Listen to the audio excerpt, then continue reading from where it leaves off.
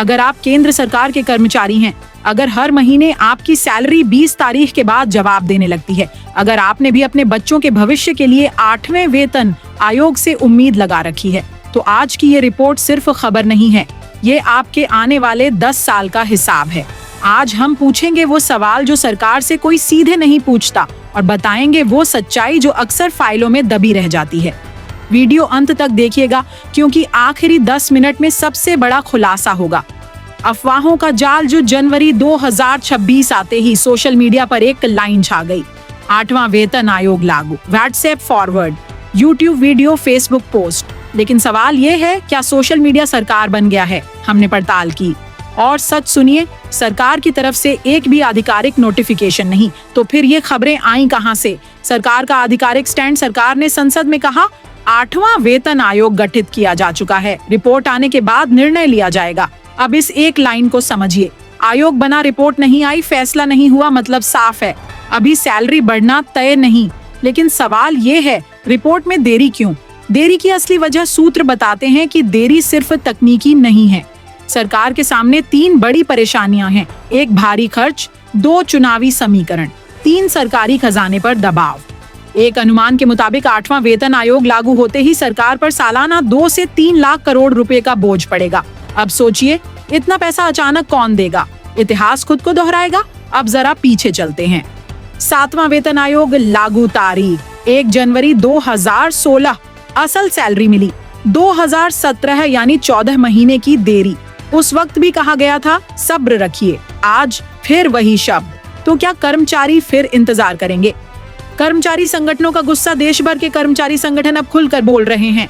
उनका कहना है महंगाई बढ़ चुकी है, घर चलाना मुश्किल है, डीए बढ़ा, लेकिन बेसिक वही। यूनियन चेतावनी दे रही हैं, अगर जल्द फैसला नहीं हुआ तो देशव्यापी आंदोलन तय है। अब सवाल, क्या सरकार दबाव में आएगी?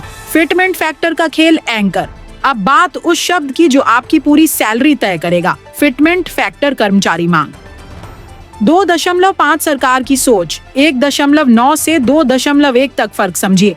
18,000 बेसिक 2.0 पर, 36,000 2.5 पर, 45,000। अब तय आपको करना है, आप किस तरफ हैं? पेंशनर्स की चिंता। अब बात उन लोगों की जिन्होंने जिंदगी सरकार को दे दी। पेंशनर्स पूछ रहे हैं, क्या हमें बराबरी मिलेगी? क्या पुराने भेदभाव खत्म होंगे? पिछली बार कई पेंशनर्स खुद को ठगा हुआ मानते हैं। सरकार के लिए ये सबसे संवेदनशील मुद्दा है। राजनीति और चुनाव, क्या 8वां वेतन आयोग चुनावी हथियार बनेगा या फिर फैसला चुनाव के बाद टल जाएगा? राजनीतिक गलियारों में 2 राय हैं। एक कहता है घोषणा होगी, दूसरा कहता है इंतजार बढ़ेगा, और कर्मचारी बीच में फंसा है। कब मिलेगा पैसा? 3 संभावनाएं सामने हैं। 1, 2026 के अंत तक नोटिफिकेशन। 2, 2027 में सैलरी प्लस एरियर। 3, 2028 तक लंबा इंतजार। सच कहें तो तीसरा विकल्प सबसे डरावना है, लेकिन सरकार अभी कुछ भी साफ नहीं कह रही। फैसला किसके हाथ? फैसला होगा प्रधानमंत्री, कैबिनेट, वित्त मंत्रालय। एक साइन लाखों परिवारों की जिंदगी बदल सकता है। अब सवाल, सरकार कर्मचारी को राहत देगी या फिर से वादा? तो आज की इस 1 घंटे की रिपोर्ट के बाद एक बात साफ है, 8वां वेतन आयोग ना पूरी तरह सपना है, ना पूरी तरह सच्चाई। ये एक ऐसा फैसला है जो किसी भी दिन आपकी किस्मत बदल सकता है। जैसे ही कोई बड़ा अपडेट आएगा, हम सबसे पहले आपको बताएंगे। वीडियो लाइक करें, चैनल सब्सक्राइब करें, कमेंट में लिखें आप कब तक इंतजार कर सकते हैं।